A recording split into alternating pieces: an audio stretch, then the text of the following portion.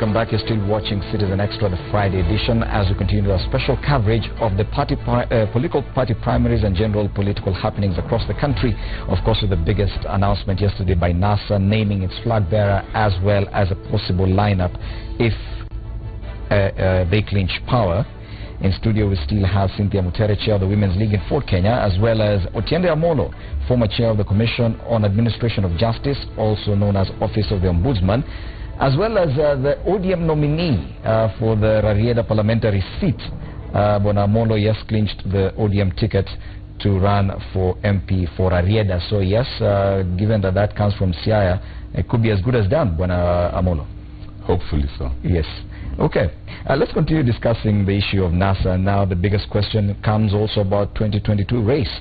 Now with the indication that Raila Odinga, if at all he clinches the presidency, he will just he will not run again. In fact, the indication is that this could be his last stab at the presidency, whether or not he wins. How does that change the outlook when it comes to 2022, Cynthia? I think 2022 is really all up for grabs. I begin with that statement because when you listen to how the presidential candidate for NASA now spoke yesterday, he said he was going to be a Joshua to lead the people across the Jordan into the promised land, and then that would be his assignment really, and then everybody else, then he would then hand over for other leadership, and then that would be, of course, 2022.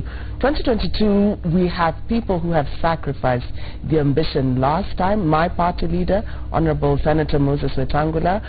We have Kalonzo Musyoka, who also said that last time in 2010 there was an MOU to probably just go for one term. If they won, then he would then be the presidential candidate this time round. Of course, then he would be, of course, making a stab for it. Then there are the new people who made the run in 2013, Mudavadi, and of course now bringing in the fifth principal, who would have done his 2 terms as governor and would probably now be looking at probably coming into national politics. Already he's now in national politics, being a principal of NASA, but then he would probably put his hand in it. But then, of course, even within the NASA arrangement, you're seeing personalities that have really been propped high, who would probably just say, I want to now run, like Governor Joho, or other people who have made 2 terms, Senator Hassan Omar, and we've got very many personalities in the NASA arrangement. Of course, then Jubilee also would come up with their own lineup. So 2022, really, you can't quite tell. It's just like open to whosoever. Yes, but it's got to be very strategic. Bona Amolo, of course, it is said in some quarters that the fact that Raila Odinga is going for the presidency for the very last time this time round is actually what helped the 5 principals come to an agreement yesterday that Bona Kalonzo Musyoka, who had insisted hitherto that he has to be on that ticket as a presidential flag bearer, only decided to tame his ambitions due to the fact that Raila promised that he is doing this for the very last time. Do you believe that that could have really changed Bona Kalonzo Musyoka's mind? Well, possibly so. I am not privy to the detailed discussion, but what I can say is that it is by whatever reasoning and logic, out of the 5, it makes sense for Raila to be the flag bearer. It also makes sense for Raila to promise to do 5 years. And given his history, I think we can all be sure that unlike those who have said this before, he would keep to his word, because history demonstrates that he has maintained, he's been a man of principle historically. But that said, let's look at 2022, and allow me, Fred, first to go to the Jubilee side. I think 2022 is as interesting to the NASA side as it is interesting to the Jubilee side. In NASA, each of the other 4 gentlemen would have a legitimate reason for saying they should be the flag bearer, and Cynthia has mentioned a number of them. I think for Kalonzo Musyoka, it would be logical. He's made a stab at the presidency. The last time he expected to be there. This time he's given, he's agreed to be number 2. So it would make sense for him to expect. Musalia Mudavadi would have a stake in saying that in 2013, I ran for presidency and I had a significant following, which I bring to the NASA side. He would also have a legitimate claim that the entire idea of NASA was actually my idea. So if I have allowed not to be the flag bearer, at least in 2022 I should be. Moses Wetangula was part of the 3 principles in 2013. He sacrificed to allow the other 2 gentlemen to be the flag bearer and deputy, and this time also. So he would have a stake in saying, for now, everyone else came after me. So with these 2 gentlemen having made the stake, it should be me. Now, Isaac Ruto can have a significant claim. He can say, I am the only one who's adding something new to the NASA brigade. The NASA brigade significantly is the Nyanza coalition, is a Western coalition, and the Kamba coalition. But with my entry, I would bring a significant number of votes from the larger Kalenjin community, which then is what we would need to win in 2022. So each of them has a claim. But I think what's important is not what they would say. What is important is that they would be able to agree on a flag bearer and a deputy. The second thing that is important is that once the changes that have been proposed to be made to the Constitution come through, it will be possible to agree on the flag bearer and the deputy, because the other positions will be equally important. But this then is the challenge to the Jubilee side. Yes. The Jubilee side is quite clear that in 2022 it will be William Ruto running for the presidency. While many people believe it is as clear as that, I think it becomes less clear once we are done with these elections. The question will still remain, will the Kikuyu nation agree and allow William Ruto to be the presidential flag bearer, and will they agree to support him? That is an open question. We can discuss it, but we may leave it for another deal. Yes. But the second question is, if he's the flag bearer, who would be his deputy? Now, again, that's a fundamental question. Would the Kikuyu nation allow any other person to be a deputy other than from that nation? And that then brings significant and fundamental questions. And the third issue is, if the NASA brigade wins and changes the Constitution, how will the Jubilee coalition react in 2022 with those additional positions? Yes. So it's a very interesting scenario in many ways. And Bwana Otieno Amollo, of course, you're suggesting a possible change to the Constitution. I'll come back to you on that one. But back to Cynthia. Do you think, therefore, with this deal, and 2022, with the way Otieno Amollo is saying that Kalonzo Musyoka, Musalia Mudavadi, Moses Wetangula, Isaac Ruto, all can lay a claim and say, yes, it is my turn. Do you see NASA surviving beyond this election in August? Do you see, going forward towards 2022, that NASA will stick together? I think the quality of whether or not they get to form government. Yes, and that's one thing I really need to say, that the personalities, first and foremost, who are the luminaries now in NASA, all have come in with experience, have come in with maturity, have come in with lessons learned. And it's not a formation all about let's share these seats and who's next, but it is a formation that what about the people? And it's all about the people, and how do we now bring the people up with us, apart from us now making formations to just share out seats. And this is a narrative that's coming out a lot from the Jubilee side, hitting at NASA, saying that this formation is just about sharing seats. It's not all about sharing seats and looking at 2022 and who's going to be next. If you make a formation that really benefits the people and the system is working, it really doesn't matter where you are then just delivering service. You have dedicated your life to the service of the people. Don't you think that the ambitions of these 4 gentlemen now, apart from Raila Odinga, don't you think that the individual ambitions of those 4 gentlemen will actually end up destroying NASA? Because each of them could decide to go for the president. It depends on how now the whole new arrangement now spans out in the next 5 years. In the event that NASA was to take power, then the new seats that are going to be created, of course through a referendum, a constitutional referendum, will introduce the new seats, and how each one works with that seat and delivers on those responsibilities then would, at least to a certain extent, they have said this is the first among equals. They are saying they are all equal, and so the title president can be labeled on all of them. They can wear it as a vest, a bulletproof within them, knowing that I am with this team and we're moving forward together, and I don't have to have that title president. But Molo, do you agree with Cynthia that it will be that easy to hold these 4 gentlemen together towards the 2022 contest, yes, whether or not they win this time round? I think it will. I think it was more difficult to hold them together now than it will be towards 2022 for so many reasons. And the fact that Raila Odinga will not be part of the equation then makes it even easier. So I believe that there would be every reason for each of them to stick together. Even if each of them have as ambitions of becoming the president?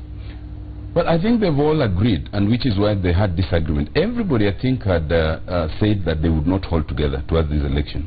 I think they've proved the critics wrong. Mm-hmm. There would be no reason for them not to hold together moving forward, especially given the numbers that then coalesce around them. Okay. Now to the issue of the legality of this lineup and the kinds of positions that have been created. And of course, there is a suggestion that the position of Premier Cabinet Secretary does not necessarily require a referendum to amend the Constitution, that a presidential order is enough. But there are those who say, and including the President yesterday in one of his addresses, he said he seemed to suggest that whatever NASA is proposing will require change to the Constitution. You are a legal expert. Where are we as far as that is concerned? I think, Fred, I can speak with sufficient authority on this subject because I was one of the drafters of the Constitution. And I know aspersions have been cast on whether the arrangement by NASA is legal, is constitutional, and is practical. I want to say categorically that there is nothing in the Constitution, nothing at all, that would prevent the kind of arrangement NASA is having even now.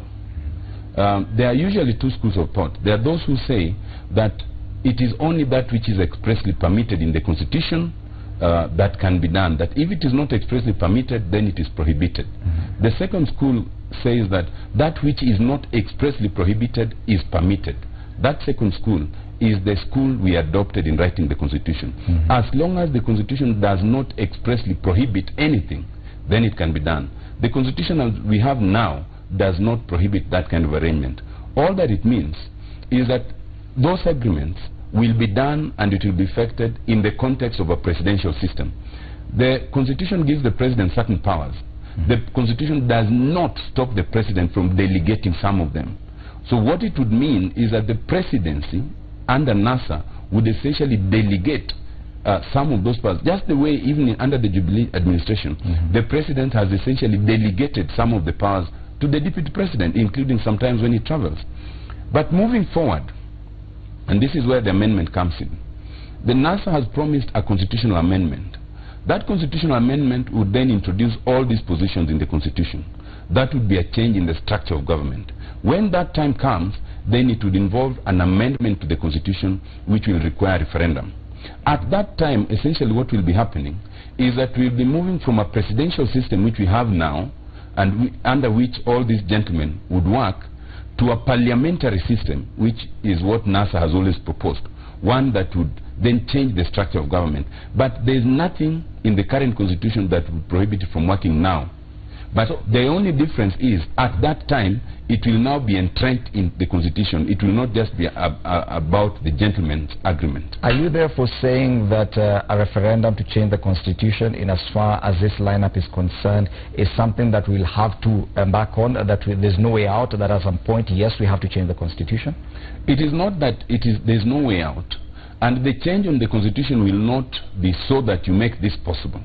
The change to the Constitution will be so that it is no longer about the gentlemen agreeing. Mm-hmm. It will be a structure that will be entrenched in the Constitution, that will guide anybody, whether it is Raila, whether it's Kalonzo, whether it's Mudavadi, Ruto, or Moses Wetangula, whoever comes in would then be able to know that that is the structure of government at that time. And I think that is what is proposed. And before that change to the Constitution is effected, or rather we embark on that process, is it possible that someone could actually take this matter to court for interpretation, that we challenge that there's no such position as chief cabinet secretary or premier cabinet secretary, and the powers given to these individuals are beyond what the constitution provides away from the presidency, and so we are seeking an interpretation by the courts. Is it possible?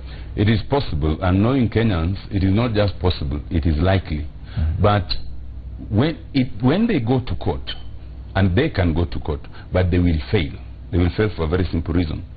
The constitution allows the president a certain minimum number of cabinet positions and a certain maximum number. It does not dictate the names and titles and powers to be given to each of those positions. So as long as you have a president who does not come below the number 14 and does not exceed 22, you can give any person any name and give them any job description that you desire.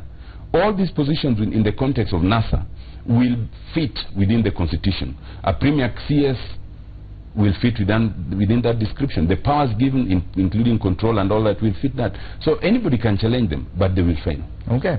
Cynthia, of course, the president came out yesterday, and the first thing he said was that whatever they're proposing is not even constitutional. It will require a referendum. Do you see this lineup, or rather this proposal of a difference in how the government is run, as being one of the biggest talking points during these campaigns? Remember, we are just over 90-something days to the elections. Do you see this discussion forming one of the biggest talking points in the campaigns? It most likely will, but of course we've just received expert advice from Mr. Amolo, who I congratulate even for winning Rarieda, and these are the brains that we need in the next parliament and going forward even with NASA. But then, yes, this is something that we were going to be discussing.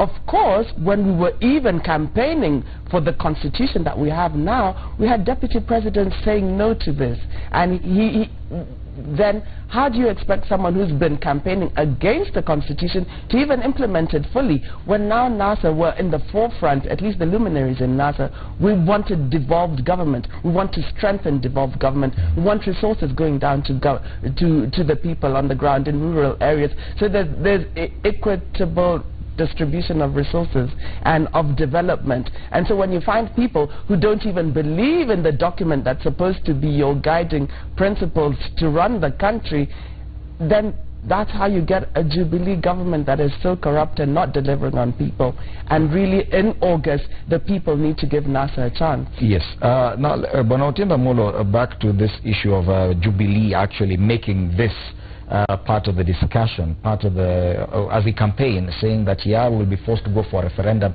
Don't you think that could have a negative effect on the electorate, given how draining, how strenuous this nominations process has been? Then the elections come, then they say, okay, fine, even after this election, if you choose NASA, then you have to go back to a referendum. Don't you think that that could be an argument that could force the electorate to think otherwise? Well, it might well be. And I think, in fairness, any side must be allowed usually to say anything that can either earn them votes or make sure the other side does not earn votes. So to the extent that Jubilee might want to say that, I think it's within their right. And that is not hate speech, that is, so it's permitted. But the question is this: to what extent would it be possible to tell Kenyans that you cannot elect this side because you might then have to change the constitution, at a time when the Jubilee administration, specifically the deputy president himself, was against the constitution, saying that certain things have to be changed? How then would you be able to tell Kenyans that now nothing can be changed because it would be expensive? I think that would be a difficult conversation. Secondly, it is contemplated that at any time Kenyans have the right to determine the structure and type of government that they want. So it would be a bit difficult to tell Kenyans that do not elect any side because they will be giving you the opportunity to determine whether you want this structure or not. So I think it might not be a very big sell. And in any event, if the Jubilee side focuses too much on that, then I think it is one that might lose them votes for a very simple reason. The structure of the Kenyan nation is such that inclusivity earns you more votes than exclusivity. The current constitution that we have has only two principal positions, and that is the president and the deputy president. That has always made it very difficult, and will always make it very difficult, to sell a coalition. When you have an arrangement that has more positions, you are more likely to sell it than when you only have 2 positions. Okay. So I think a focus on that by the Jubilee administration might lose them votes rather than earn it. Okay. Now, of course, Cynthia, you have a very positive outlook, given that you are the chair, and you are the chair of the Women's League in Fort Kenya. So you definitely have a very positive outlook with regard to NASA. But let's be honest. And are you foreseeing any challenges for the current NASA formation? Any? And let's be real about this, that they have to overcome before August 8th. What do you think will be the biggest challenge that they need to overcome? The biggest challenge is the narrative that we're once again having the same duo that was there in 2013. And of course, and even if you've been on social media, you've seen some of the comments coming through that there's a little bit of fatigue. But then it's really communication to let people know why that they lost in 2013 and did not lose actually, but won, but were denied to come into office. And so that's going to really, that's why I said in the beginning that we need a communication strategy that's going to really work against the bombardment that's coming from Jubilee, that's saying it's the same team that we beat last time, we're going to do it again. And holding together, they've done it up to this point.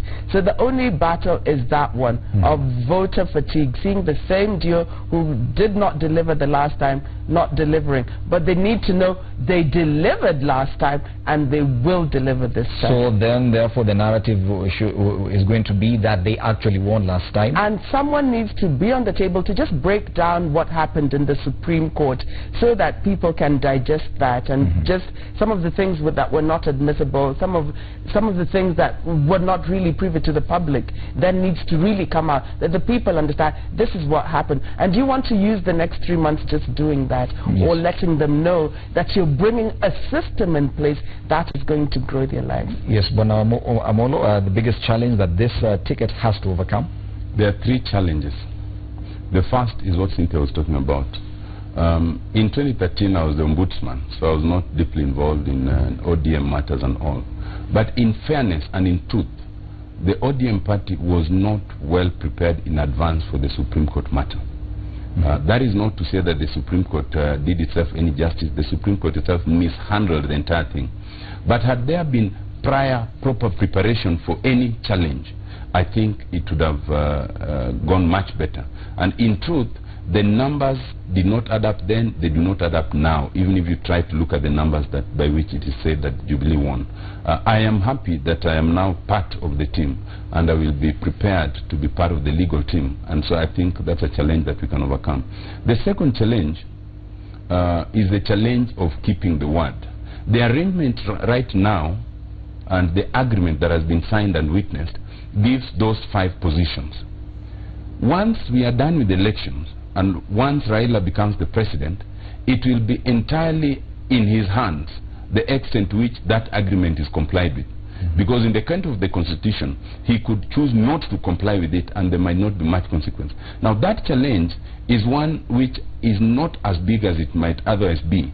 And that is for the reason that historically, Raila has always shown that he stands by his word. He's been a man of principle. There would be no reason at this late stage to prove anything different. And so it's also a challenge, but it's much less of a challenge. I think the third challenge, which is a bigger challenge, is one of inclusivity. Inclusivity in Kenya and in the concept of the Constitution has always been about region and then about gender. They have met the first one. In terms of regional inclusivity, one would say that there's a fair spread. The biggest challenge is that there are 5 positions and they're all men. How do you then, and that is what they must work on very keenly, how do you bring women into the table and give them sufficient power?